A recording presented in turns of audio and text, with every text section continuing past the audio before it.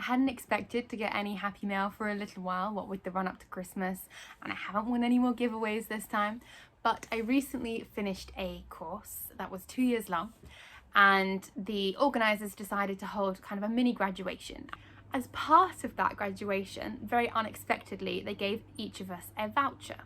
Now, I don't know if you recall from my last vlog, I recently went on a weekend away and met up with 11 other fabulous crafting ladies. Part of the weekend away, the amazing experience that it was that we got to try out each other's gizmos, gadgets, teach each other how to do things, and whilst I got some fabulous knitting advice, I also got to see a few gadgets being used. Now, there was something in particular that I was eyeing up. So one of the lovely ladies, Claire, had bought her yarn winder, and then everybody was having lots of fun using it. They said it was a lot better than their own yarn winders, which didn't hold quite as much yarn. So when I unexpectedly received this voucher, I decided to see whether I could buy this from this particular retailer and whether it was in the price range of this voucher. I am very pleased to say it was. So let's have a look together. So this is the one that she had, and I think at least 3 of us have purchased since that weekend away. So it's by a company called LAMXD. I have no idea what that stands for. Well, who cares what it says in the box? I think what's far more important is seeing it in action. This may be interesting because I don't own a Swift. So let's see how I manage.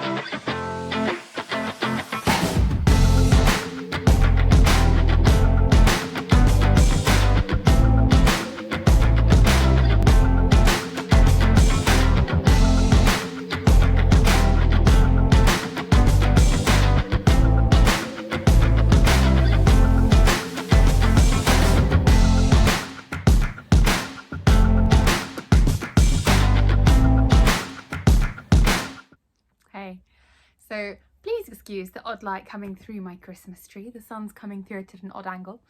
I am very excited to see how much work I can get done this week. In a good way, I promise.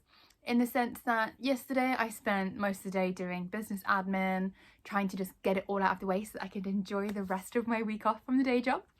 This morning I did have to go on a course, and I say had to go on a course, I did actually enjoy the course, but again it was for the day job. So I'm now rewarding myself, having just had some lunch with some crochet time. I will then do a teeny bit of admin because I do still have to proofread my newsletter, which goes out tonight. And then I plan to kind of have a little bit of fun. What I would like to do is to start planning my 2024. Now, I don't want to plan it in minutiae in the sense that, you know, it needs to be a little bit of a creative spirit and allow random opportunities to come our way and to have the freedom to accept them. But I would like to create some general goals, both for the business and for myself and my family, just to kind of slightly guide where I'm heading, because I guess like most people, I would like to keep improving and for the business to keep growing and just to generally do better than I did last year, year on year. I do have an idea of some of the goals that I would like to put out for 2024. So aside from continuing my regular videos on YouTube and putting out patterns, I want to put a little bit more focus on it than that. So I do have a collaborative pattern coming out in January, and if that goes well, I would like to try and make that at least an annual thing because it was a lot of fun to get involved in and to organise. The second thing I would like to do, and please tell me if you think this is a good idea or a bad idea, if it's something that you would potentially purchase, is I'd like to try doing a collection. So I've never really been interested in getting my name kind of published in a physical crochet book. Like, I don't know, I just feel like we've kind of moved towards the digital generation.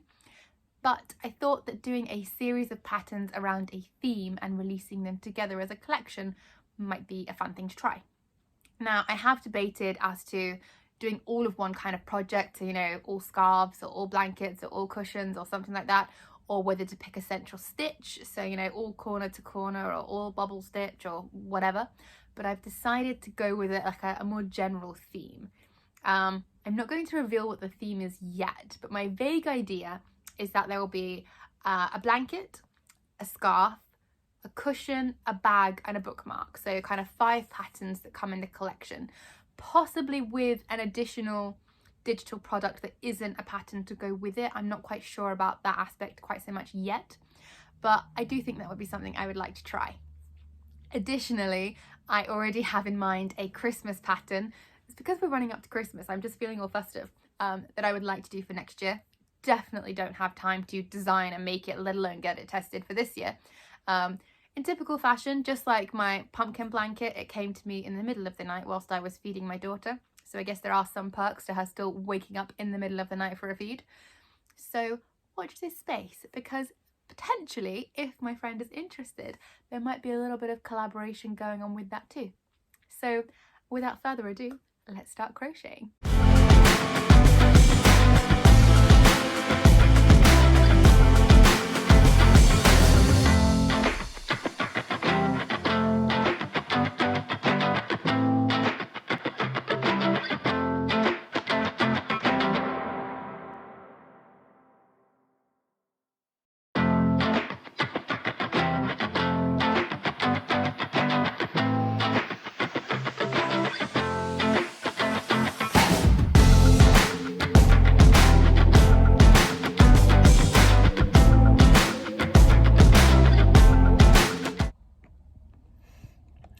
So I'm sat waiting for the kids to come out from school and thought I would have a quick catch up with you. As you may have just seen, I had a bit of an adventure trying to use my new yarn winder. I don't have a Swift, I just have a yarn winder because my voucher didn't stretch to both. And yeah, evidently using one foot and one hand to hold the yarn whilst you try and wind it with the other is a really, really bad idea. I got about halfway through the skein before it became a tangled mess all of a sudden. And now I'm having to painstakingly pull it all apart because I don't want to chop the yarn and then fart around that way. Ideally, I don't want extra knots in the skein. So yeah, that's a fun few hours to look forward to. She says, not laughing at all. In happier news, my Caitlin Zigzag Shrug pattern was published in Crochet Foundry this week. So I'm really pleased with how the launch went. And I've also been in a blog hop in the last week. So now that I've got those kind of administrative bits out of the way, I can concentrate on Christmas makes for a couple of weeks before I start the work up to the next launch on January 1st. I can't wait to start sharing some sneak peeks with you. Keep your eyes peeled.